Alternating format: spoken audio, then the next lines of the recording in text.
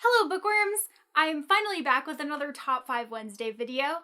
Top 5 Wednesday was created by Lainey of Ginger Reads Lainey. I will link her channel down below, and I will also link the Goodreads group in case you would like to do any of the upcoming topics. This week's topic is the top 5 authors that you discovered this year, and I thought that this was such a fun topic because it was really nice to kind of go back on my list of what I've read so far this year and reflect on like which authors I have just started reading and how far I've come now that we're like mid-October. So I think most people probably keep track of all of that on Goodreads, and while I am an avid Goodreads user, for years before Goodreads even existed, I had always kept either a handwritten journal saying every single book that I read for the year by month, and then once I got a smartphone, I graduated to writing an iPhone note of all the books that I read for the year, also by month. So I still am in the habit of doing that. So even like in addition to my Goodreads, I still do keep that iPhone note just because I like referencing it and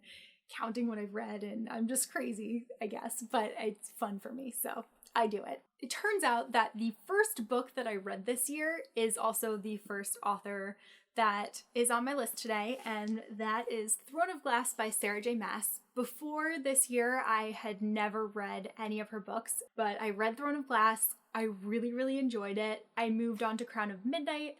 I was hooked. Like, that is the book that definitely hooked me on this series. Since then, I've also read the third book in the series, Heir of Fire, and then her new series, A Court of Thorns and Roses, which is just amazing. Like, oh god, so good. I can't wait until the next one of that comes out because it was just,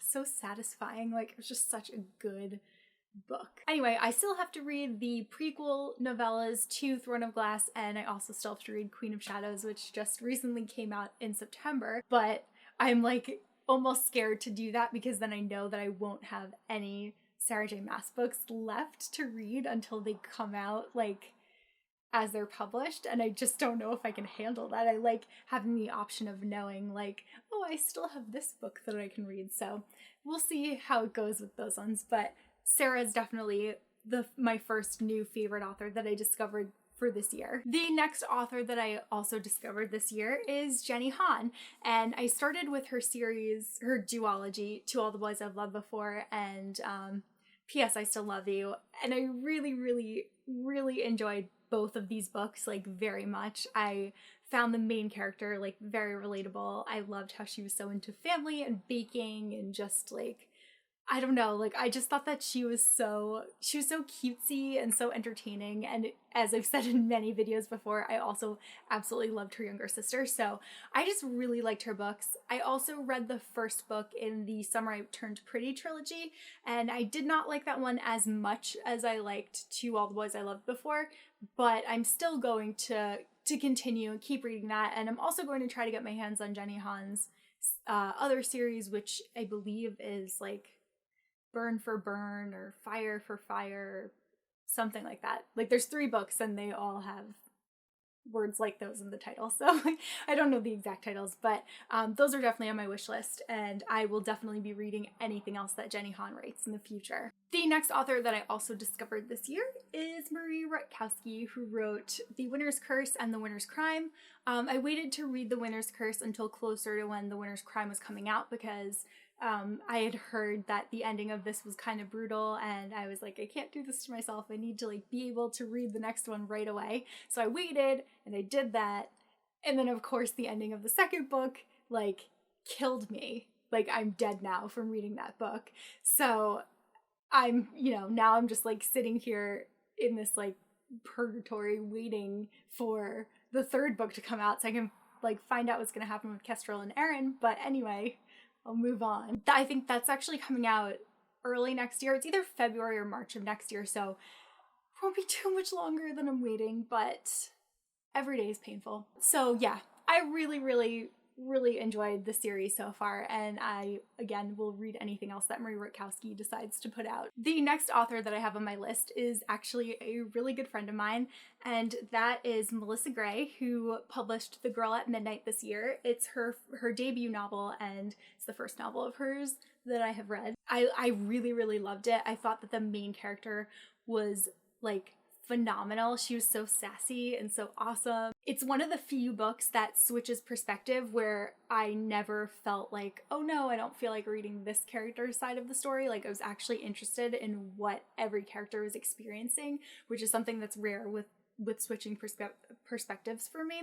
That was done phenomenally. And just like the setting and the way that Melissa describes food in this book made me so hungry. Like I can't even explain it. I just wanted to keep eating and eating and eating like everything when I was reading this. I was getting cravings, and it's set in New York, so she kept mentioning like a bunch of my favorite New York foods, and I was like, I could go get this right now, which is dangerous. If you haven't read The Girl at Midnight yet, you really should get on it because it's wonderful, and the second book comes out in, I believe it's either June or July of next year. I can't wait. It was just so good.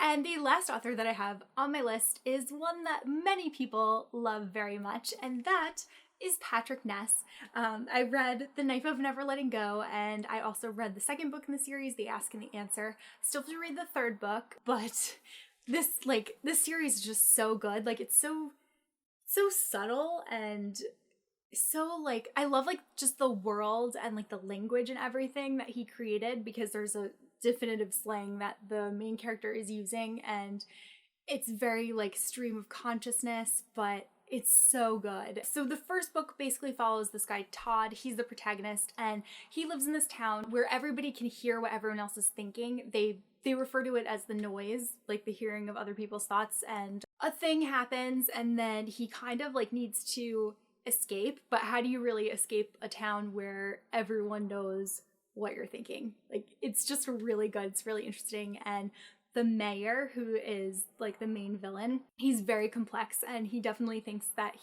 whatever he is doing is for the right reasons. So it's always interesting to read about villains that really think that what they're doing is right. If you haven't read this trilogy yet, you should definitely give it a go. There's also like a ton of other Patrick Ness books out there, but I haven't gotten to read those yet. I did get what's it called?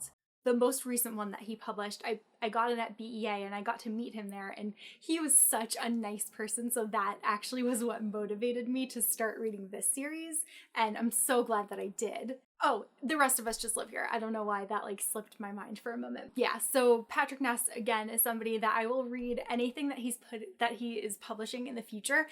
And if you haven't heard, he is actually going to be writing the Doctor Who spin-off TV series for teenagers, which is going to be on BBC. I don't know if there are any Whovians out there. If there are, like, that is just totally a dream for me. I can't even imagine a YA author working on a Doctor Who series. Like, that's going to be so great. So those are the top 5 authors that I discovered this year. I would love to know which authors you guys started reading this year, which ones are your favorites, which ones you're still hoping to check out before the year ends, or if I mentioned any of your favorite books, or if you think that there are any other books that I should read by authors I mentioned that I haven't yet. So let me know down in the comment section below, and I will see you guys soon with a new video.